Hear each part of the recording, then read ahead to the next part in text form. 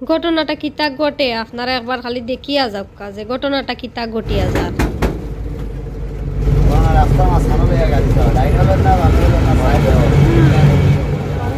আসসালামু আলাইকুম, আশা করি আপনারা সব ভালো আছেন।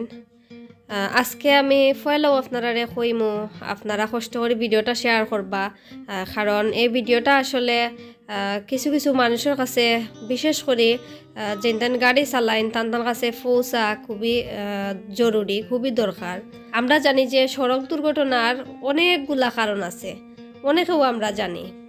তার মাঝে সবটাকে একটা গুরুত্বপূর্ণ কারণ হইল যে আমরা দেশে যেটা ঘটিয়া যায়, আমি ওটা আপনারা কইরাম। আমরা দেশে ঘটিয়া গেল যে আমরা ড্রাইভার হলে সবটাকে গুরুত্বপূর্ণ হইল যে একজন ড্রাইভারে আরেকজন ড্রাইভারের সুবিধা অসুবিধাটা বুঝতা। এই বিষয়টা আসলে আমরা দেশের ড্রাইভার হলে, কিছু কিছু ড্রাইভার হলে, আমি সবর কথা কইরাম না, আমরা দেশের কিছু কিছু ড্রাইভার হলে আসলে নিজের সুবিধাটাও আগে বুঝেন। আসলে গাড়ি চালানোর ক্ষেত্রে নিজের সুবিধাটা আগে বুঝলে হয় না। একজন গাড়ির দক্ষ ড্রাইভার হইতে হইলে আগে আপনার অন্য যে গাড়ির ড্রাইভার ওখানে আসেন তারার গতিবিধি আপনার পর্যালোচনা করতে হইব, তারার মানসিকতা আপনার বুঝতে হইব। কিন্তু আপনারা এখন যে ভিডিওটা দেখরা, সামনে একটা গাড়ি দেখরা আপনারা, আমি মিউট করে রাখি দিছি, আওয়াজের লাগে আপনারা হয়তো শুনতে পাররা না। এটা বাসর সামনে থেকে আমি ভিডিওটা করছি। আসলে আমার ভিডিও করার কোনো ইচ্ছেও আছিল না, আপনারা ও জিনিসটা দেখাইতাম করি আমি ও ভিডিওটা করা। এই না আসলে অত স্লোলি গাড়ি চালাইরা, এর বাদে হরন দিতে দিতে দিতে দিতে আমি আপনারা হরন লাস্টে দিয়ে শুনাইমু বা মাঝখান একবার শুনাইবার চেষ্টা করমু, আপনারা কন্টিনিউ করুকা। ও দৌকা তাই যে মাঝখানে দিয়ে যাইরা মানে বাসে যে হরন দে টান রে তাই, মানে এটা কোনো মানে ফটোও কররা না, তাই চালাইয়াও যাইরা। আসলে কিন্তু এটা ড্রাইভার হলোর নিয়ম নাই। আমি যদি ভুল কিছু কইয়া থাকি, অনেক অভিজ্ঞ হল আসেন আমার ভিডিও দেখরা, অনেক অভিজ্ঞ হলে আপনারা আমারে কমেন্টস করে জানাইবা, আপনারা আমার ভুল ধরাইয়া দিবা।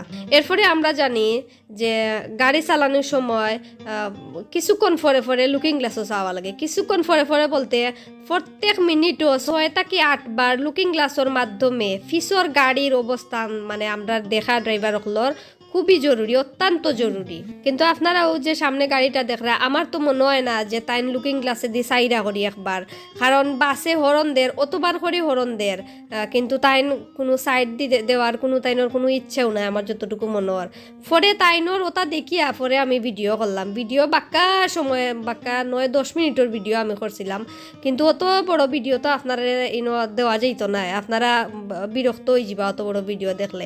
তারপরে আমি কাটসিট করিয়া যতটুকু মানে পরে দিতা কি আগে দিতা কি ফালাইয়া আপনারা দিতাম পারছি আমি দিছি, কিন্তু মাঝখান থেকে আমি কিন্তু ভিডিওটা কাটছি না। ও দৌকা আপনারা দেখতে পাররা, ও আপনারা কিন্তু দেখাইবার আরও আগে থাকি কিন্তু আমি ও ভিডিওটা করাত আসলাম, কিন্তু আগবাজও কিন্তু আমি খাটিয়া ফেলাইছি। আপনারা ভিডিওর ফয়লাও শুনতে পারছেন যে বাসর ড্রাইভার সাহেব কইরা ও দৌকা রাস্তার মাঝখানে দি যার ডাইনেও লন না বামেও লন না সাইডও দেন না, তার মানে মতে মতে চালার, আর কইরাও তো আস্তে আস্তে চালার, মানে সাইড দেন না। এরপরে যে সিএনজি একটা গাড়ির আগে আপনারা দেখতে পারো, সিএনজিও কিন্তু অনেক দিছে অত সময় থাকে, আপনারা হয়তো খেয়াল করছেন। তে একজন বালা ড্রাইভার, একজন দক্ষ ড্রাইভারের বৈশিষ্ট্য কিন্তু এটা হইতে পারে না। আমরা আশা করবো সকল ড্রাইভারের প্রতি সবসময় সহানুভূতিশীল থাকবা।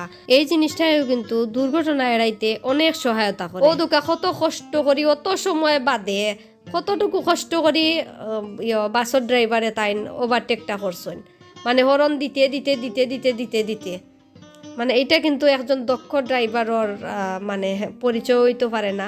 আর একজন ড্রাইভারের মন মানসিকতা হইতে হইব অবশ্যই অন্য আরেকজন ড্রাইভারের প্রতি সহানুভূতিশীল হইতে হইব। আশা করি আপনারা ভিডিওটা শেয়ার করবা, ভালো লাগলে একটা লাইক দিবা, কমেন্টস করে জানাইবা আপনার মূল্যবান মতামত। আজকে পর্যন্ত সব ভালো থাকুকা, সুস্থ থাকুকা। আসসালামু আলাইকুম, আল্লাহ হাফেজ।